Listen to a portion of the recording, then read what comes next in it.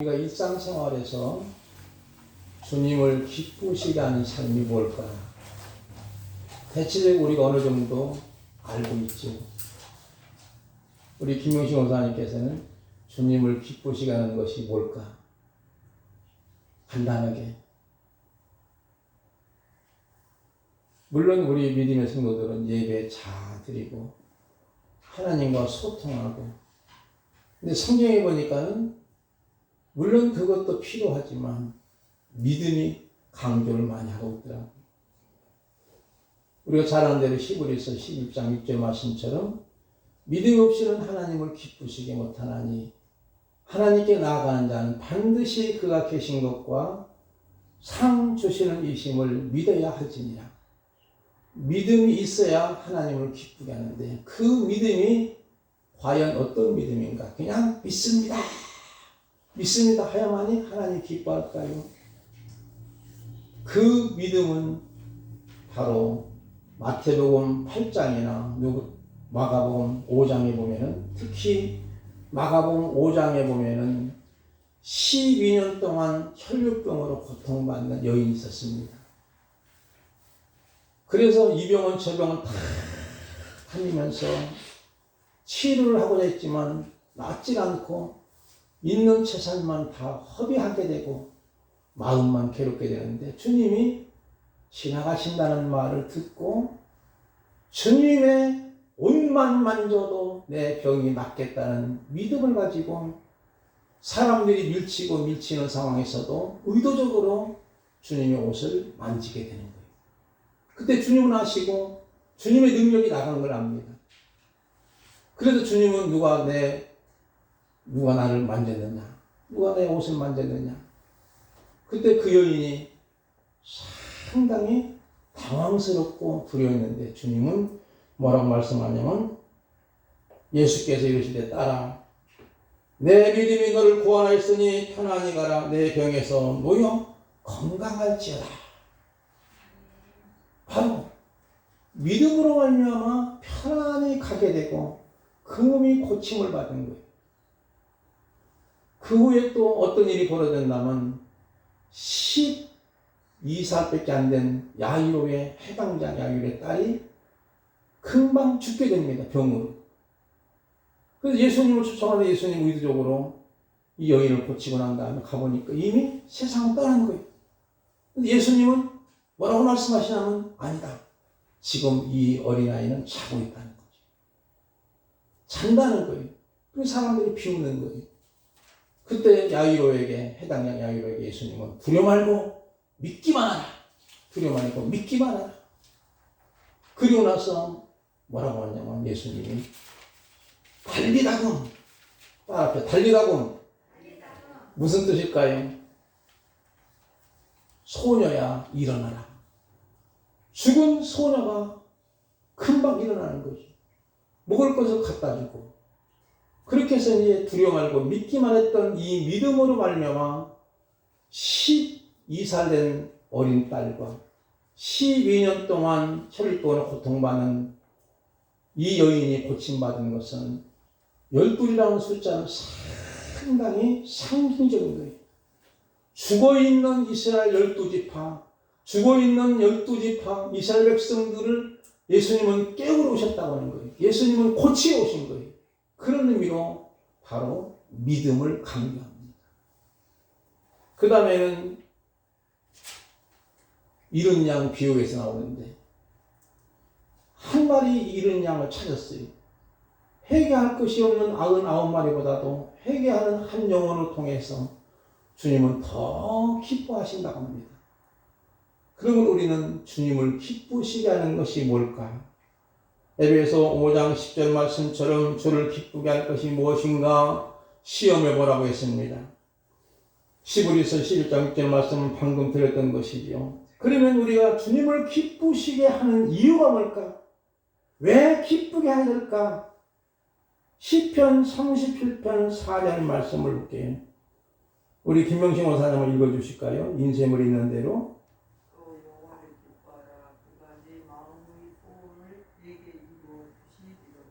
아멘. 또 또 여호와를 기뻐하라. 이 말씀은 세 번역은 기쁨은 오직 주님에게서 찾으라. 주께서 내 마음의 소원을 들어주신다. 이렇게 말씀합니다. 우리가 왜 예수님을 믿는가요? 예수님이 나의 구주시기 때문이죠. 이 믿음으로 구원받았고 이 믿음은 하나님의 선물이지요. 그래서 아까 말씀드린 것처럼 12살 먹은 야이로의 딸과 12년 동안 병으로 고생했던 이 여인이 하나는 고침받고 한 사람은 살림을 받은 역사가 일어난 거지. 그게 바로 구원의 역사인 줄 믿습니다. 8절 말씀을 볼까요? 우리 전수정 원사님 읽어주실까요? 8절 말씀 성경을 보시고 우리가 담대하여 원하는 바 차라리 몸을 떠나 주와 함께 있는 것이니라. 예, 바울이 말한 거예요. 하나님이 지으신 영원한 집이 있기 때문에 이 땅에서 하나님의 성품을 가지고 살다가 하나님의 품에 안기는 삶이 하나님의 백성의 삶이지요. 에녹처럼 하나님과 동행하다가 들림을 받는 것은 성도의 복된 신앙생활입니다. 그런 면에서 차라리 몸을 떠나 주와 함께 있는 그것이라. 물론 우리가 이 땅에서 1000년도 100년 만년도 살고 싶은 마음이 있지만 그러나 하나님의 나라의 삶은 영원한 줄 믿습니다. 우리가 강건하면 70, 80이라고 성경은 말하고 요즘에는 100세 시대니까 100세를 산다 할지라도 만족하지 못하죠. 분당 우리 교회 이찬수 목사님 어머니가 99세에 이번에 별세를 하셨습니다. 그동안 많이 기도하셨던 그 어머니가 이제 기도할 사람이 없는 거지. 그런 모습이지. 또 금강교회 선종 목사님 돌아가셨지만 어머니가 돌아가신 후에 본인이 시름시름 앓다가 그만 간이 안 좋아서 만 70에도 세상을 떠나고 말이에요. 이것은 중요한 건 뭐냐면요. 지상에 있는 동안에는 우리가 기도의 사람이 되라고 하는 거예요. 이제 떠나면 기도할 사람이 없는 거지. 그러나 누구든지 간에 하나님 품에 안기게 되는 줄 믿습니다. 그 하나님의 나라의 집은 순간적이 아니고 일시적이 아니고 영원한 집인 줄 믿습니다. 영원한 집인 것을 믿습니다. 그러기 우리는 예수 믿고 천당 가세요가 어떤 면에서는 원시적인 복음이지만 상투적이겠지만 그러나 중요한 메시지. 그런데 예수님도 하나님 나라가 가까웠으니 회개하고 복음을 믿으라 그랬습니다. 회개하고 복음을 믿으라. 그 다음에 9절 말씀, 오늘 핵심 구절입니다. 핵심의 말씀인데 9절 말씀은 우리 차연성 원장 읽어주실까요? 그런즉 우리는 몸으로 있든지 떠나든지 주를 기쁘시게 하는 자가 되기를 힘쓰노라. 아멘. 우리가 몸으로 있든지 떠나든지 살았든지 죽었든지 이런 뜻이죠. 주를 기쁘시게 하는 자 되기를 힘쓴다고 했었지요. 바로 하나님의 뜻을 온몸으로 수행하면서 행복하게 살아가는 것이 곧 하나님을 기쁘시게 하는 삶이요. 사나 죽거나 주를 기쁘시게 하는 자의 삶은 언제나 복음에 합당한 생활을 하게 되는 거예요. 10절 말씀을 우리 손영재 사모께서 한번 읽어주실까요? 10절 말씀. 이는 우리가 다 반드시 그리스도의 심판대 앞에 나타나게 되어 각각 선악간에 그 몸으로 행한 것을 따라 받으려 합니다. 아멘. 심판대가 있다는 마지막 결산할 때가 있는 거예요. 그래서 마태복음 25장 33절부터 길게 제가 인용해 놓았는데 오른편에는 염소는 왼편이고 오른편은 양이고 그런데 양과 염소를 구분하죠. 심판 때문에. 그런데 그 사람인들이 어떤 사람이냐면 오른편에 있는 자들에게 이르시되 내 아버지께서 복을 받을 자들이여 나와 창세로부터 너희를 위하여 예비된 날을 상속받으라. 내가 주를 때 너희가 먹을 것을 주었고 목마를 때 마시게 하였고 나그네 되었을 때 영접하였고 헐벗을 때에 옷을 입혔고 병들었을 때에 돌보았고 옥에 갇혔을 때에 와서 보았느니라. 이에 의인들이 대답하여 이르되 주여 우리가 어느 때까지 주께서 들으신 것을 보고 음식을 대접하였으며 목마르신 것을 보고 마시게 하였나이까. 이에 임금이 대답하여 이르시되 내가 진실로 너희로니 이 지극히 작은 한 아이가 하지 아니한 것이 곧 내가 하지 아니한 것이라 하시리니 그들은 영벌에 의인들은 영생에 들어가리라. 쉽게 말하면 지극히 작은 자에게 대접하는 거예요. 환영하고 영접하고 잘 극진히 내 식구처럼 대접했다는 거예요. 근데 그것이 바로 예수님께 한 거예요. 그래서 그들은 오른쪽에는 양으로서의 영생의 복락을 누리지만 왼쪽에 있는 사람들은 무시하고 가난하다고 깔보고 헐뜯고 신란하고 욕하고. 그러면 결과적으로 어떠세요? 왼편의 염소처럼 영벌에 처한다고 분명히 말하죠. 이것은 심판이지요. 심판입니다. 그래서 마태복음 10장 42절도 또 누구든지 제자 이름으로 이 작은 자 중 하나에게 냉수 한 그릇이라도 주는 자는 내가 진실로 너에게 이르노니 그 사람이 겨탄고 상을 잃지 아니하리라. 냉수 한 그릇이 사실은 값어치를 따지면 얼마 될까요?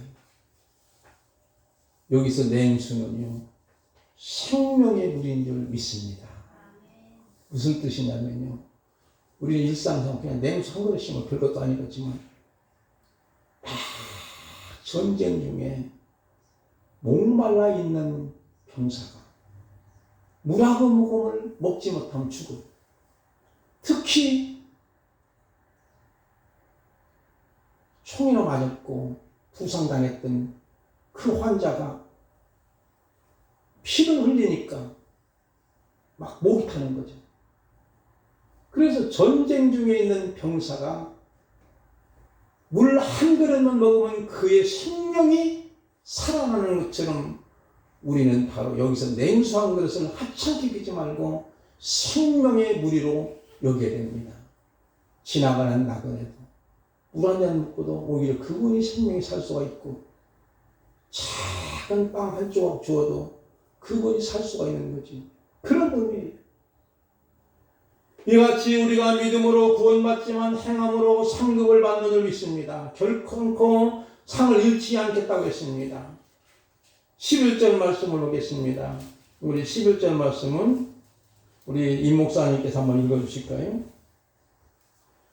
우리는 주의 두려우심을 알므로 사람들을 권면하거니와 우리가 하나님 앞에 알려졌으니 또 너희의 양심에도 알려지기를 바라노라. 아멘. 여기서 주의 두려움이라는 말이 나오죠. 10절에 있는 말씀이 그리스도의 심판대와 연결되는데 우리가 몸으로 있는 동안 행한 일에 대해 상과 벌을 따릅니다. 그래서 우리가 하나님 앞에 알려졌으니 그래요. 하나님 앞에 알려졌다는 거예요. 우리가 어떤 자세로 일하는 자를 하나님은 다 아신다는 거예요. 즉 우리가 하나님의 영광을 위한 것인지 성김의 삶을 다 아시고 인정해 주실 하나님의 경외심을 가지도록 권면한다고 바울은 말합니다. 주의 두려움은 경건의 두려움으로 우리 신앙생활에서 하나님에 대한 두려움, 경외심이지요. 존재하심에 두려움이 없다면 신앙생활은 엉터리가 됩니다. 자기 멋대로 자기 마음대로 해석하고 하나님을 자기의 헬퍼 정도로 자기의 필요의 대상으로만 삼는다는 거예요. 이것은 우상숭배예요. 하나님을 사용의 대상으로만 삼으면 안 돼요. 하나님은 우리의 사용의 대상으로 생각하지 말고 사랑의 대상인 줄 믿습니다.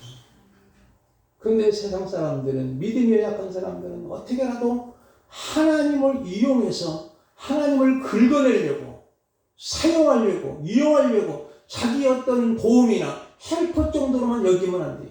하나님은 사랑의 대상이고, 그래서 마음을 다하고 뜻을 다하고 정성을 다하고 모든 힘을 다해 주 너의 하나님을 사랑하고 내 이웃을 내 몸같이 사랑하는 것, 그것이 하나님을 경외하는 삶인 줄 믿습니다. 어떤 분이 이런 이야기를 하더라고요. 예수님을 믿으라고 했더니 나는 우리 형수님 때문에 도무지 예수 믿기 싫다고. 왜 그러니까 우리 형수님이 부모님을 갖다가 시댁의 부모님을 갖다가 완전히 똥치고 간다는 거예요. 그냥 너무나도 불효막심하다는 거예요. 근데 교회 가서는 열심히 봉사하고 충성 다하고 정말 믿음 좋다고 소문난 분이라는 거예요. 그게 믿음이냐고. 아니, 우리의 믿음은 바로 교회당의 믿음과 세상의 믿음이 동일해야 되는 줄 믿습니다. 교회에서는 믿음 좋지만 세상에 나가서는 그러지 못하면 안 되는 거예요. 동일한 거예요. 이중성이 돼 있으면 안 되는 거예요. 그러기에 전도문이 막혀지는 거예요. 자기 형수님 때문에 교회를 못 나가. 하나님을 어떻게 하라도 이용하고 싶어서 잘 보이려고 뇌물을 쓰기도 하고 그런 것이 아니고 하나님을 사랑해야 됩니다. 그러면 자연스럽게 내 이웃도 사랑하게 되고 사람들에게 인정받게 되고 소금과 빛의 역할을 충분히 감당해 나갈 줄 믿습니다. 소금이 맛을 잃으면 쓸데가 있을까 없을까요? 아무 쓸데가 없어. 밖에 버리고 지나가는 사람들에게 밟히게 되는 거예요. 우리 성도님들, 우리 권사님들, 집사님, 장로님들 한 번도 세상에서 밟히는 일 없잖아요. 세상에서 밟혀서는 안 됩니다. 소금은 맛을 내야 됩니다. 하나님을 사랑하고 이웃을 사랑한다면 반드시 성공적인 삶이 되는 줄 믿습니다. 사도행전에 보면 경악한 사건이 일어납니다. 사도행 5장에 보니까 하나의 삽비라 부부 이야기를 우리는 너무나도 많이 들었지요. 여기는 단순히 돈의 문제가 아니고 성령을 쏘긴 거예요. 초대때 한참 부흥할 때에 사도들이 바나바 사도가 특히 세상을 팔아서 하나님 앞에 내놓은 가난한 이웃들 도우라고 서로 물건을 통용하고 그러는데 야, 이 사람 인기가 쫙 올라가요. 하나는 삽비라 부부도 야, 우리도 인기 좀 누리잖아요. 우리도 정말 인기 좀 갖잖아요. 세상을 팔아가지고 하나님 앞에 들려고 했는데 그만 아까운 생각이 들어가지고 얼마를 감추고 나서 얼마를 내놓는 거예요. 그런데 하나님은 아시잖아요. 돈의 문제가 아니고 성령을 쏘긴 거예요. 그때 그들이 죽어서 나가요. 얼마나 경악한 사건입니까? 왜? 하나님을 속이고 성령을 속이는 것이 이렇게 무섭다는 거고 그것을 통해서 사람들에게 하나님을 두려워하도록 하는 거예요. 하나님을 경외하도록 하는 거예요. 그래서 마지막 부분에 보면 아나니아가 이 말을 듣고 엎드려 혼이 떠나니 이 일로 듣는 사람이 다 크게 두려워하더라. 젊은 사람들이 장사하지. 그래서 11절 보니 온 교회가 이 일로 듣는 사람이 다 크게 두려워합니다. 무슨 말이냐면 두려움이 사라지니 성령을 속이는 거예요. 사람을 속여도 하나님은 절대로 속일 수가 없는 거예요. 우리는 하나님을 경외할 때 하나님이 기뻐하시는 줄 믿습니다. 역대상 26장 루시아 왕이 52년 동안 나를 다 통치해서 나라를 부흥시켰는데도 나중에 보니까 하나님에 대한 두려움과 경외심이 사라지니 제사장만이 할 수 있는 분양을 자기 멋대로 행하다가 나병으로 징계를 받아가지고 살 때까지 왕궁에 있지 못하고 죽을 때까지 나병원자로서 별궁에 살게 된 안타까움을 보는 거예요. 오늘 마지막으로 제가 드릴 말씀은 성령님이 내 안에 계심으로 나의 주인심을 인식하며 살아간다면 하나님을 경외함으로 복음을 위해 헌신적으로 살아갈 수 있습니다. 이때 하나님이 정말 기뻐하십니다. 도우시는 성령에서 경외심이 없다면 우상과 같은 겁니다. 그러면 우리는 금년 한 해 24년도 첫 주를 맞이해서 하나님을 경외하는 것, 하나님이 기뻐하시는 거예요. 할렐루야, 여호와를 경외하며 그 계명을 크게 즐거워하는 자는 복이 있도다. 그의 후손이 땅에서 강성하며 정직자의 후손들에게 복이 있으로다. 부유와 재물이 그 집에 있으며 그의 공의가 영원히 있으로다. 아멘. 이 말씀이 꼭 만져주기를 바랍니다. 더 나아가서 시편 128편 1절에 여호와를 경외하며 그의 길을 걷는 자마다 복이 있도다. 내가 내 손이 수고한 대로 먹을 것이라. 내가 복되고 형통하리로다. 바로 이 말씀으로 축복합니다. 마지막 12절 말씀은 다음 주에 계속 이어서 같이 드리고 결론적으로 말씀을 드리겠습니다. 우리는 정말로 하나님을 기쁘시게 하는 한 해가 되자는 거예요. 물론 금년 한 해 표어가 사랑으로 행복한 교회지. 송구영신 예배 때 드린 말씀입니다. 참석 못하신 분들은 그 금년에 꼭 사랑으로 행복한 교회, 사랑으로 행복한 성도, 사랑으로 행복한 가정, 사랑으로 행복한 일장, 기업장, 또는 여러분의 직장 생활이 되기를 주님의 이름으로 축복을 드립니다. 우리 찬송가 469장